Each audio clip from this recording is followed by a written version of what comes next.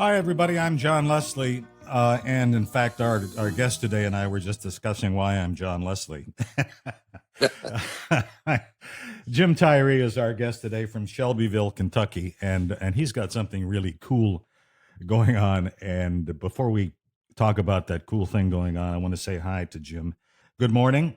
Good morning to you, John. It's nice to talk to you. Thank you. Actually, we're recording this in the morning. I'm in Winter Haven, Florida, and Jim is in Shelbyville, Kentucky. And we were talking about my family name that I was going to use early on when we started these programs, but I went back to John Leslie because it's a lot easier for me to say, and I've been saying it for 50 plus years on the air, which doesn't have anything to do with this program at all. Jim, how long have you been in the radio industry? It's funny you were talking about your name, and it just flashed in my head all of a sudden the air name that I used when I first started in music radio, and that was Jim Kelly.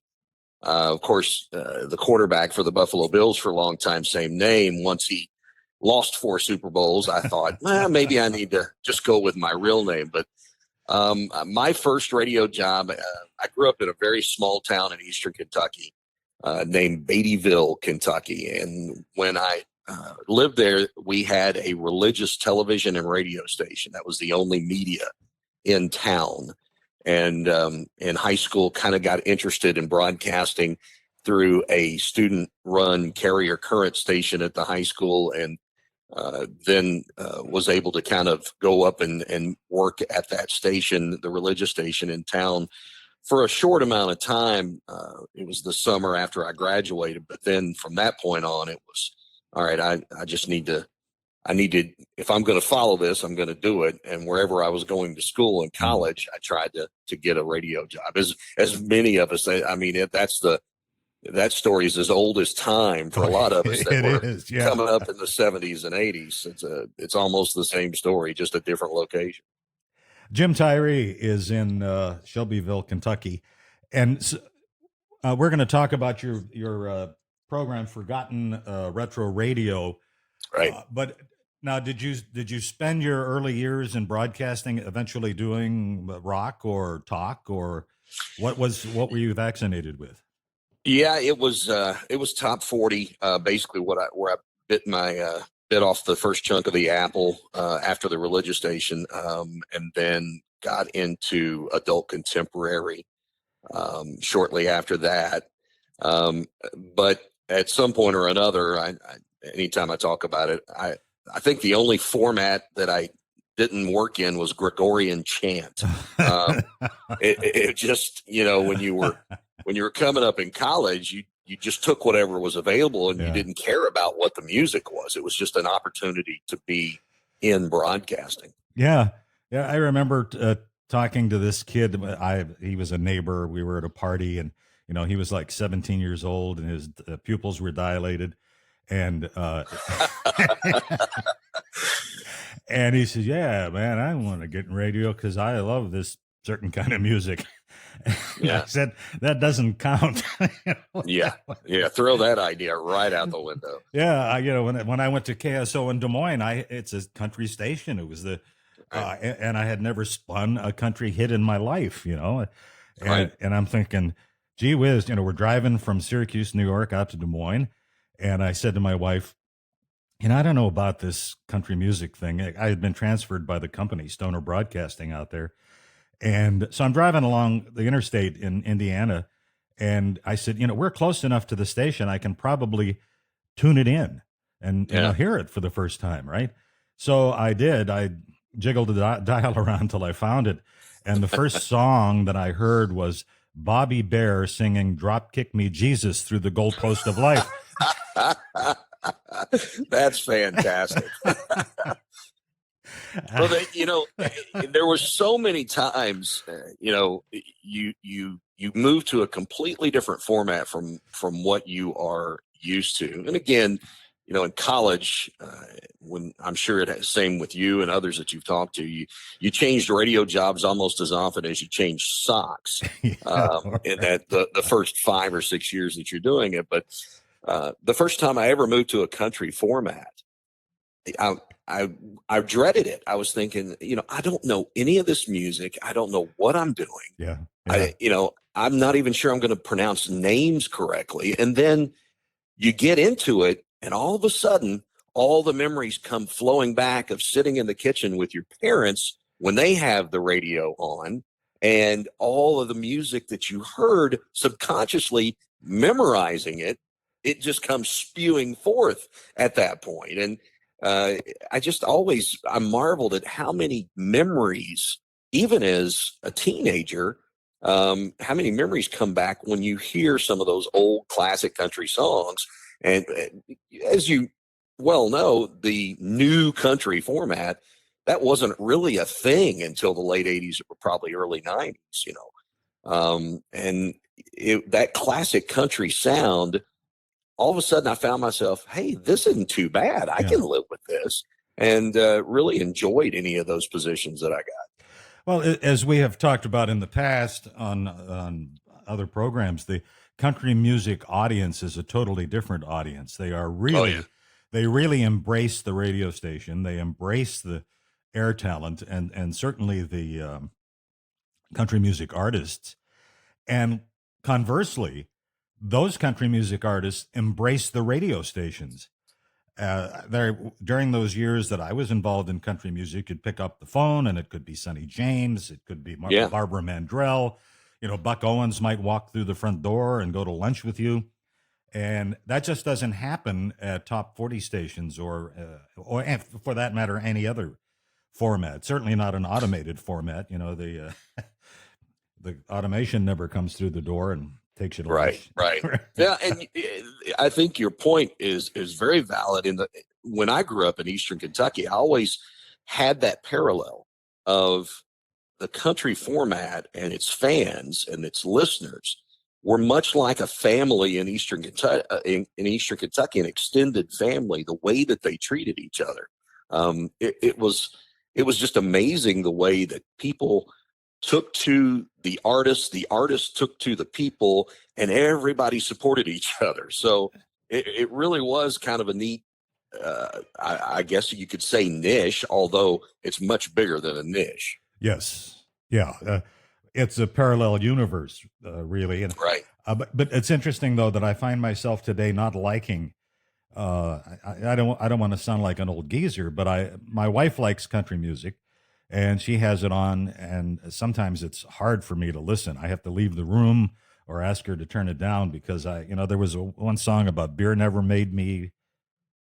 It's a big breakout song for some guy. Beer never broke my heart, I guess. Yeah. Oh, yeah. And Ice cold beer never broke my heart. Yeah. Something along those lines. Every third song, they were playing. It seemed like. But now, well, I liken the new country format almost to the bubblegum pop of the late 80s. I mean, everything sounds the same to me. And yeah, okay, you can call me Pap or Papa or whatever you want, but I just, there's not as much variation as there used to be. And yeah, okay, I'll take the criticism that old country, it was either trucks or drinking or divorce or cheating or something along those lines. I get it, but at least it had, the unique sound that those musicians had. You talked about Buck Owens, you talked about Barbara Mandrell. Those artists had a unique sound that wasn't like anybody else's. Yes. Yep. Shelbyville, Kentucky. Hey, I may use that name. There you go. Jim Tirey in Shelbyville, Kentucky. I'm John Leslie, and we're talking about radio. And I've been looking. Did I see a picture that you have a star on the Hollywood Walk of Fame? Well, that interesting story. I did 9, maybe 10 years of music radio before I switched over to sportscasting. I really got bit by the sportscasting bug. General manager walks into the station I'm working at in somewhere around 1988 and goes, "Hey, anybody volunteer to do the high school game tonight?" And dumb kid raises his hand in the back of the room. "Yeah, I'll try," and off and running from there. But I was doing a broadcast, a college football game broadcast in Los Angeles a few years ago. This was right before COVID. And there is just a kind of a vendor. I almost think the guy's homeless, but what he does, he sets up on the Walk of Fame with all of the little symbols cut out of paper. And there are actually blank stars on the Walk of Fame, and you can go up and give him $5 and he'll set it up to where you can take your picture on the Walk of Fame with your name. He's got all the letters and everything, can spell out your name. And I was like, this is worth 20. I slipped the guy 20. I'm taking this picture. Absolutely. This is awesome. And it was a lot of fun. He was like, I got change coming back to you. I said, no, you don't. Go eat. Have something to eat. Everybody's got a thing, all it takes is a little brain power, a little thought, and you can do it. It reminds me that what you were talking about, and it has nothing to do with radio. My wife and I were in San Francisco, and we were near the wharf and at the hotel. And as we were leaving, we were heading down to the wharf, and the guy at the front desk said to us, "Beware of the Bushman." Oh, yes.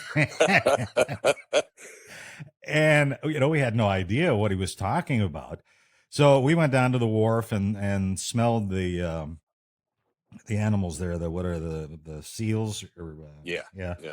And had enough of that in about 30 seconds. And so we're walking up the street along there, and there's this bush, shrubs.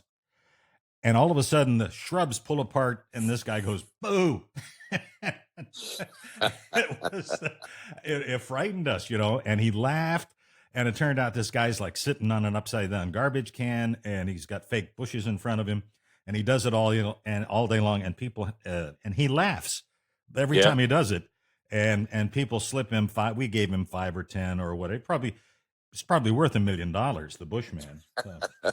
Yeah, I've seen videos of people getting scared by him. It's just really, you never know what's going to take off. You never know what's going to appeal to somebody. But once somebody's scared, they want somebody else to be scared. So they're going to walk, 30 feet or 40 feet the other direction, kind of sit and wait for the next guy. Exactly. There was a little crowd. We were waiting to watch, that was part of the fun. You would think that these people coming up would have observed this throng over there. But it was great. And again, it has nothing to do with radio. It just has to do with imagination. And right. I guess you've got a game today you're going to do. So you must be back on local radio. You're going to do a broadcast today? Actually, I'm doing the actual colleges stream. You've had such an explosion of conference realignment and college sports. And I've benefited from schools have to produce their own home game broadcasts, and they may not end up on radio or television as far as traditional broadcasting goes, but they're still streaming those out. And for a guy like me who, like I said, I've been doing games for probably 35 years, schools, they need guys to fill those positions, and there's so many of them now that they can't find enough people. So I'm actually retired from a full-time job. I put in 25 years for the Toyota Motor Corporation. They have a plant very close to here, about an hour away, and retired from that. And I'm able to kind of go back and really fall in love again with sportscasting in a kind of a different venue. It's the streams are available on the college's athletic sites, but I have several schools in the area that have reached out, and I've done probably about 3 or 4 different colleges over the last 3 to 4 years, just based on those streams that they have to produce on their own home websites. So yeah, the school I'm doing today, it's Bellarmine. It's a small school in Louisville, Kentucky. They were a Division II school about 4 years ago and decided to make that jump up. And now they're a Division I team playing in the Atlantic Sun Conference. So I've got one of their baseball games today. Can you make some money doing this? Yeah, absolutely. I mean, if I stay around my area, which the 3 schools I was talking about, one's a D3 school, one's an NAIA school, but they're all within about a 45-minute drive. Louisville's just 30 minutes at the most. Of course, that's when it's not rush hour. But yeah, I'm able to kind of put some things together and patch it together as football, basketball, and baseball season roll. And that'll take me, 9 months through the year. It's almost like a full-time job. Well, we have you feed it directly, I guess, to on the internet. That must be the way it works. That's correct. Yeah. And I go way back. Some of the interviews that we've had, some of the people that we've had on our program here, were longtime radio sports broadcasters doing local high school football and so on. And sure, yeah. And I remember, in fact, that's actually how I got my start. Was I was a spotter for the local radio station's football broadcast team. I never spoke on the air, but I would sit next to the play-by-play guy, and I would point. There would be a list of all of the players, and whoever made the tackle or caught the pass or whatever, and I would point to their name, so that all the play-by-play guy had to do was look over and make sure that I was pointing at the right guy. Gotcha. And we used what we called a broadcast loop, which was an equalized line that the phone company would put in. Oh yeah, at the broadcast site.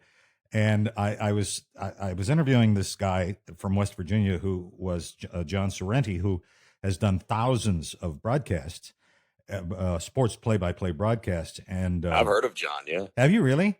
Oh yeah. Yeah. It's a closed knit group in this area of the country. I mean, you're talking Kentucky, Tennessee, West Virginia, a little into Virginia, Ohio.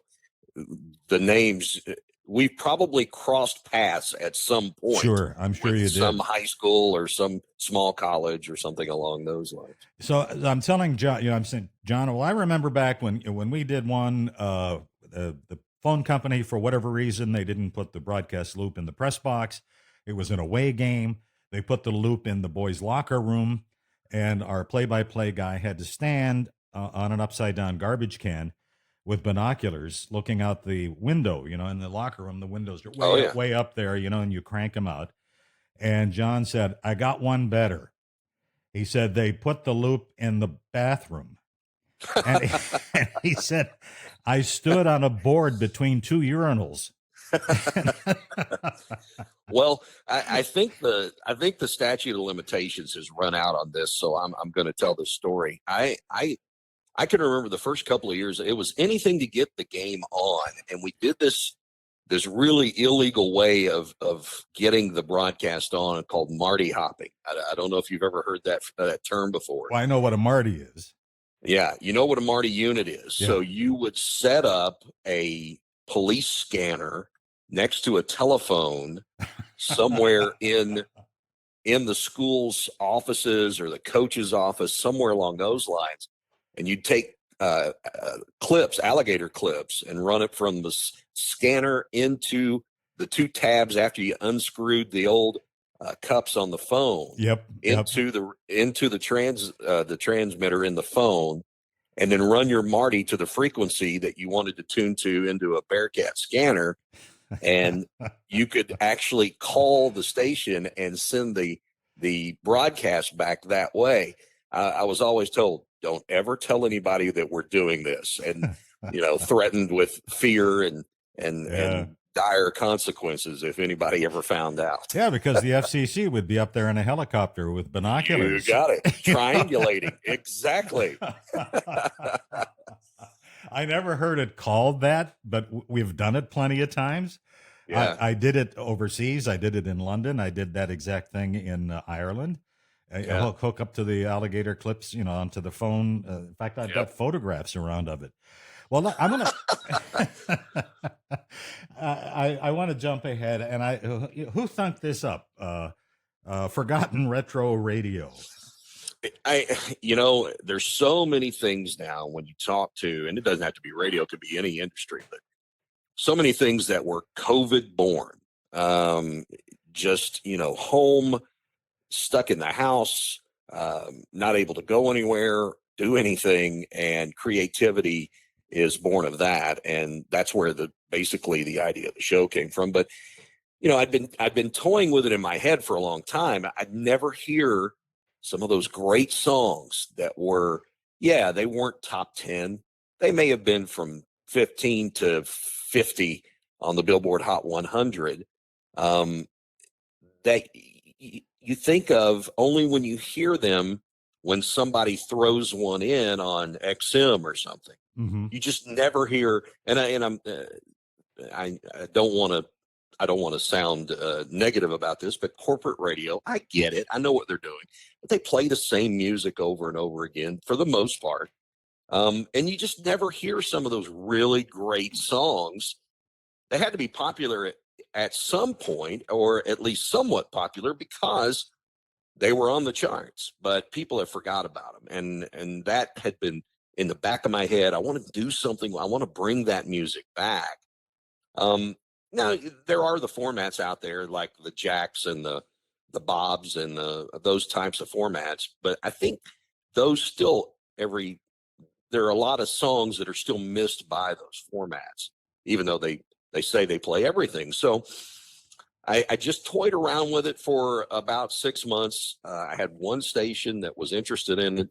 We kind of tweaked it going through the first maybe 3 months of actually airing the show. It was an internet station that aired it. And then I started getting comments and people who had contacted the guy who ran the internet station that said, "Hey, this show's pretty good. Tell me who that guy is." And he would give them contact info and they'd get in touch with me. And at that point I thought, oh, maybe I need to really kind of put some effort into this. And it was a 1 hour show to begin with. I changed it to 2.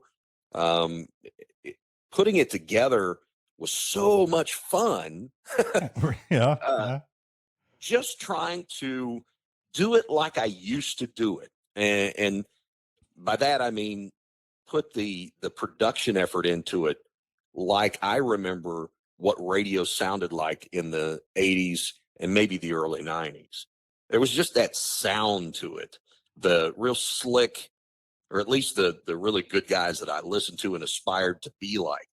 Real slick, tight production, not a whole lot of jibber jabber, just the really good music and maybe giving somebody a fact or two that they didn't know about it to begin with. And yeah, I mean, just honing it after that point. Then I started picking up terrestrial stations, and I really thought, oh goodness. So now it's maybe 2 years old, two and some change, and I've got, I think, somewhere in the neighborhood of 36 stations. Only about 20 of those are terrestrial FMs or AMs, and the rest are internet stations. But they are some internet stations that are across the pond. So I've been seeing more and more interest, and program directors, especially of the few FMs and AMs that I have, they really love the production value of it, and that's something I kind of stick my chest out on. My name is John Leslie. We're talking about radio with Jim Tirey, and he is the founder of Forgotten Retro Radio. And I'm looking at your list here: Johannesburg, South Africa, Yarmouth in the UK, Las Vegas, Nevada, Auckland, New Zealand, Dublin, Ireland, and on St. Martin, the island of St. Martin. Had the greatest week vacation over there with Joe Sobel and his wife. Oh, wow. Yeah. I hope to get down there. Oh, it's absolutely wonderful, particularly the nude beach. Oh, goodness. You have to, think about what you have to offer if you're going to go down there. I mean, failure to display anything of value. I'll dress like a waiter. That way nobody thinks I'm out of place. Oh, others in the UK, Billings, Montana. I'm looking at your list of Forgotten Retro Radio. I won't go through the whole list, but the New Zealand. We had a couple of downloads from Australia, one in Tasmania yesterday on this program. So, wow. But are they coming to you? Is that is that a second job trying to get affiliates? It is. Yeah, you're exactly right. It really is an effort. I've had kind of half and half. I have had those that have approached me. The only place that I've really done any shilling or advertising for the show has been Facebook groups going to Small Market Radio Group, the Program Director Group, some of those different Facebook groups that are really specialized. Some of the just the posts that I put on there with the sample links, I've got some sample shows on Spreaker that I direct them to for the link there. I've gotten half and half, and the just the effort put in to contacting some of these other stations. I've cold called. I've just sent them, looked up who the program director is of some stations, sent them an email. But they, it's interesting. The stations that I thought I might get interest from, no response. And then stations I thought I'm just going to throw this out there, did get response. So it's kind of, it's worked out a little bit differently than I thought it would. You mentioned some of the stations. I've got one in Florida, WFCT, 50,000 watt station, covers a real big part of the Panhandle. And then I've got the northwest corner of Kansas in Super Hits 106 in Atwood, Kansas, that just came on. But it's starting to pick up a little bit more steam, and starting to see the effort and the time that I've put in trying to get the show actually out there and get somebody to listen to it and get somebody to respond to it, starting to see that pay off a little bit. So is there a place, I know there are people who are listening right now who are going to say, hey, I'd like to tune in. But when you have a syndicated program like this, it airs at different times in different locations. Right. And so how would one say, hey, I'm there in Alaska, I want to listen to this, I want to hear it? Well, as you mentioned, there is the post that I have on Facebook. It's the Forgotten Retro Radio Facebook page. And those, just put those three words in, it'll be the thing that pops up. There is the top post is pinned up there. It always stays at the top of the actual schedule of who is airing the show and at what time they air it. But I've also got, I think I put the Spreaker link up on the Facebook page. You can click there. There's sample shows there. You really get into it by listening to the sample shows. Then you can go to the schedule and find out where it plays. I have struggled just mentally with whether or not I want to either put all the episodes up on a page like Spreaker where somebody could just get all of them, or develop a website, put them on there. The thing I struggle with is that I don't know. I don't want to give them free access to it, and then the station's not have anybody tune in to catch the episodes of the show. So yeah, kind of going back and forth with that a little bit. But I think eventually I will end up getting a website. I do have a hotline for the show that people can call at any time with suggestions, 747 FR Radio. And then I always answer any of the texts that we get from that number, emails. We do have a dedicated email address. And we've been getting some healthy response from people that say, hey, what about this song? And that's always fun. I love seeing those. That was one of the things I wanted to ask you about those songs. How do you get? Well, everything's available, I guess, on Apple or whatever where do you get the music? It's funny. I've used Spotify for some. I've used actually YouTube for some. I vary. I've used Apple Tunes. The thing I look for is the best quality of the track. Sometimes they can be original recordings, which have a lot of background noise to them. So I'm always looking for those digitally remastered tracks of the songs, and there's some of them that are out there. But I've just, over the 3 years or close to 2.5, I guess, of doing the show, I have personally put together the catalog of music. Everything is on a drive for me, and I've got a backup of it. But I actually go through and record the cleanest track I can find for every song that we put on the show. And you talk about time consuming. Yeah, I was just that was my next question.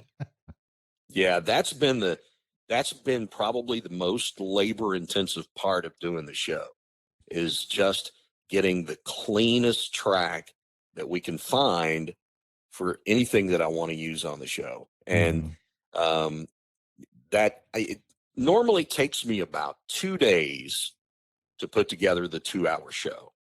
And that's producing just the show with the music if it's already recorded.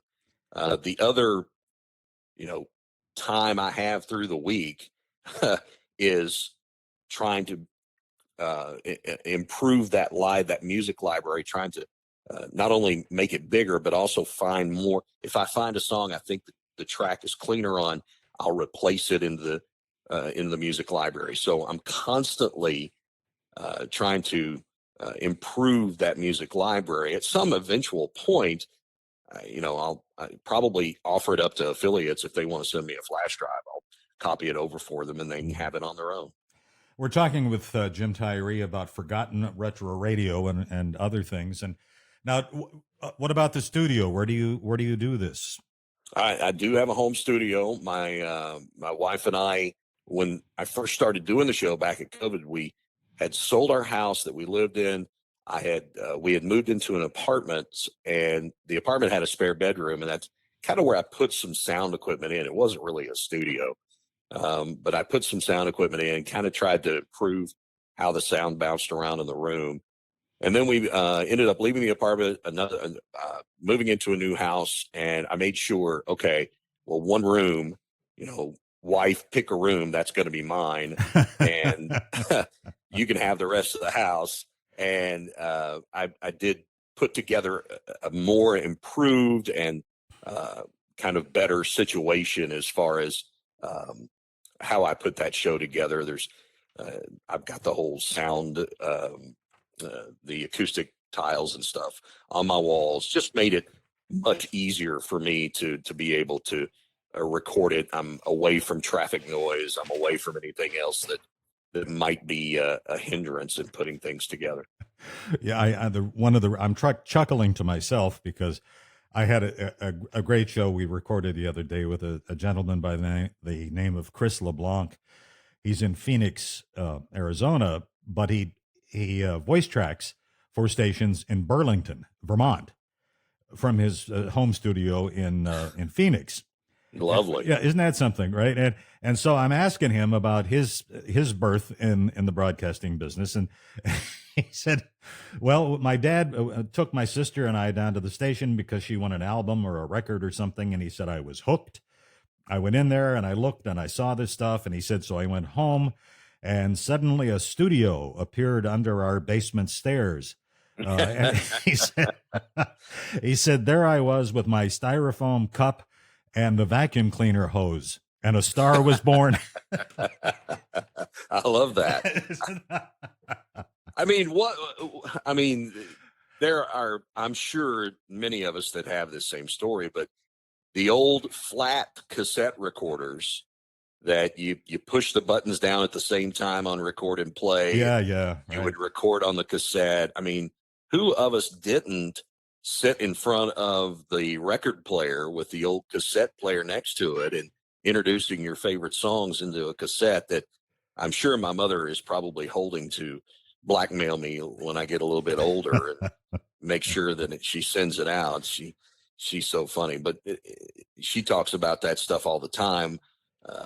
I can remember when you were sitting in the stands at the high school baseball game talking about what was going on at the game. Yeah, right. There's so many of those moments that we all have, and that I did not have a paper cup and a vacuum cleaner hose, but believe me, if I'd have been that creative, I would have. Well, I was for a few years. I was in Kansas City, and I was the morning show host at KCKN in Kansas City, the country station there, going up against the behemoth WDAF 61 Country. And I was the morning show host, and then the program director got canned. And so they made me program director, which is absolutely the worst combination in the world. Morning show host of a major market station and program director of that same station. And I got one of those cassettes that you were talking about from a girl excuse me, from a young lady in Toronto, Canada. And she was holding the cassette machine up to CKLW, which was one of the North America's giant radio stations. Oh yeah. And I could hear she would hold it up over here to the radio, and I'd hear CKLW, and then she would come on and say, and this and that was so and so, and then in the background I could hear the music start off of the radio, and she said, and here's and she sent it to me as an audition. And I sent her a letter. That's fantastic. Yeah, I sent a letter back to her, and I said, thank you very much for that, for the application and the audition. And if something in the future opens that we feel you're qualified for, we'll be in touch. And then I got, about a week or so later, I got a letter from her, and she told me how thrilled she was to get a response. Yeah. Yeah. See, now that reinstalls my faith in humanity, that there are still guys like you that would send a letter. There were so many that I sent out first getting into this that no response whatsoever. And the fact that you were nice enough to actually reach out and say thank you, I think that makes all the difference in the world, I think, to a lot of people who maybe they're toying with the idea that they want to be interested in this business. Of course, it doesn't happen anymore the way it's set up. But, back then, the smallest amount of, hey, I appreciate it. Thanks for sending this. We'll keep you on file. Even that, was enough to make me go, okay, I need to get better. Yep. Jim Tirey is our guest. We're talking about radio. I'm John Leslie, and I want to ask you a couple more questions, and I'll cut you loose. Now, how do you, are you doing this for fun? It was for fun to begin with. Then it kind of it took a dark turn and turned into something, okay, well, let's try to make money off of it. Yeah. And I don't know how dark that is. Well, when you do that, it takes a little bit of the fun out of it. Yeah. You have to be a lot more serious about it. And especially when you start picking up stations that are 50,000, 60,000 watt stations, then it's like, oh, okay, now we really have to be serious and make sure that you got to go over everything with it. When you're doing it for fun, it's, yeah, this will work, send it out. But it gets a lot more serious after that. And what my initial push was going to be was to actually contact syndication companies and see if I could get it syndicated. Yeah. And that really humbled me very quickly. Yeah. And changed directions and went barter spot at that point. And that's how I'm monetizing the show. Well, that's better than nothing. Yes. I don't mean to sound insulting, but it'd be great if Ford Motor Company came to you and said, "Hey, we want in on this." Yeah, sure. Wouldn't it be? I tried this. I started a syndicated program back in 1996 called World Radio Weekend, a real mouthful. And I was on a station in New York City and one in upstate New York, and I had an executive producer, and I had a studio producer engineer, I had a writer, and they were all making great money. Except me. Yeah. That's the story. Yeah. And, and I said that if it stops being fun, if it stops being in the least amount fun, then I'm not going to do it anymore. So right now it's still fun. I do have probably a couple more headaches involved now than I did when I started it. But if it starts becoming the job you hate, then there's no reason for me to do it anymore. Right. It could be making $1 million. If I hate it, it's not going to be worth it. Yeah. So, it's really been fun. The response keeps me going. Everybody that listens to it says they love it and that it really brings back memories. And that's why I think I started it to begin with, is because for me, it was about memories. It's associating memories with songs, which is something Everyone does. It doesn't matter what format or what genre. Everybody has at least one song that they have a memory attached to, that when they hear it, okay, it takes them back to that point in time and they relive it. Mm-hmm. And that's just, I think that's the best part for me, is knowing that there are people that are being able to relive memories based on songs that they hear. Well, the name of the syndicated program is, it's real easy to remember. It's Forgotten Retro Radio. The host is Jim Tirey. He's been our guest. And Jim, I'm going to put the link to your Facebook page of Forgotten Retro Radio so that our listeners can go to your Facebook page, and not they'll find out where they can listen to it, which is virtually anywhere in the world. It's Yes. Isn't that amazing? Yes. You know, back when we the were only doing the only day I'm not that you could day of the week that you cannot find an episode of the show is Monday, and coincidentally, that's when I send it out. So, okay. But Monday's the only day we don't have anybody broadcasting the show, and again, the whole schedule is up on the Facebook page. Well, this is a whole new era in communications, in broadcasting, and in radio. Something that back in the 60s, 70s, 80s, and even 90s, we would never even think about, that we would be talking about this, that Right. distributing these programs worldwide in the wink of an eye, and Right. and all of the fertile territory that's out there. And it's such a great idea that you came up with. And we don't, any of us who are in the creative business, we don't know where these ideas come from, and we get a lot of them, but you've certainly made this one work for you, and I wish you the very best with it. It's such a unique thing, and I can see where you have really devoted listeners. I could see where this is one of those formats where people can get really close to, not unlike country. Yeah, I like. I've gotten comments from people that say they like certain parts of the show. I do and this is really cliche, but I do a time machine segment where all the music comes from one particular year, and we go back and we look at the pop culture and the news at the time as well.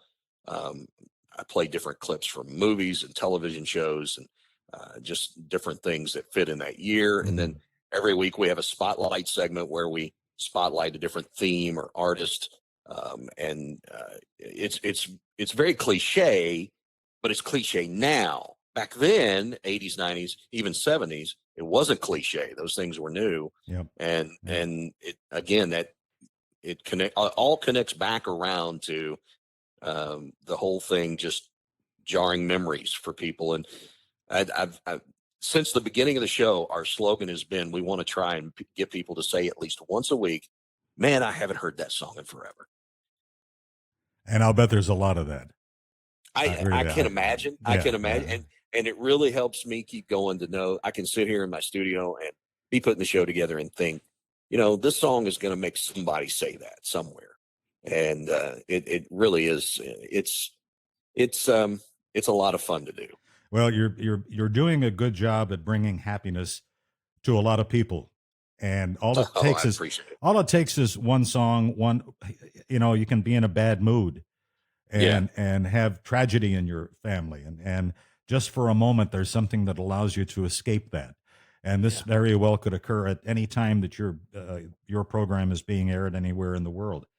Well, Jim, we are at the end of our time here, and I am so pleased that you took time out of your schedule to be with us. I just love doing these conversations. They're so great. And the people that I'm meeting and talking to just make this program sparkle. And I'm adding you to that list of people that have been so much fun to talk to. Thank you very much. I appreciate that. And I think I have listened to some of the other episodes of your show, and I think this is really, really neat. Especially for radio people to go back and listen to other. It's like if you're in a room full of radio people, all you talk about is radio, and everybody's sick of talking about it any other time. But you're just going to talk about radio and hearing all the war stories and how people got into the business. I really think it's fantastic, and I appreciate you having me on. I really do. Well, I got to tell you one final little thing I'll tell on myself. Yesterday I had some tests I had to do up at the hospital here in Winter Haven, which is about a 45-minute drive in rush hour traffic time. And I came out, and I'd mentioned on one of the programs that we just bought a new GMC pickup, and it actually, it's got AM, your audio source, right? AM, Right. FM, Sirius, and there's a podcast button. I mean, Oh, wow. Who ever heard of that? So there's this there's this podcast button, right? So I'm coming out of the hospital, get in the truck, I push it, and what's on but this program? Nice. And it was my conversation with Chris LeBlanc, and I listened to it all the way home like it wasn't me. Who is this guy? I'm saying, hey man, this is really a good program. That's really cool. So, okay. Well, thanks again, Jim Tirey. Thanks for being with us on our program. Look forward to the fun occasion of talking to you again off in the future. Oh, that would be fantastic. I really appreciate it. Call me anytime. And good luck to you in your program. Thanks so much.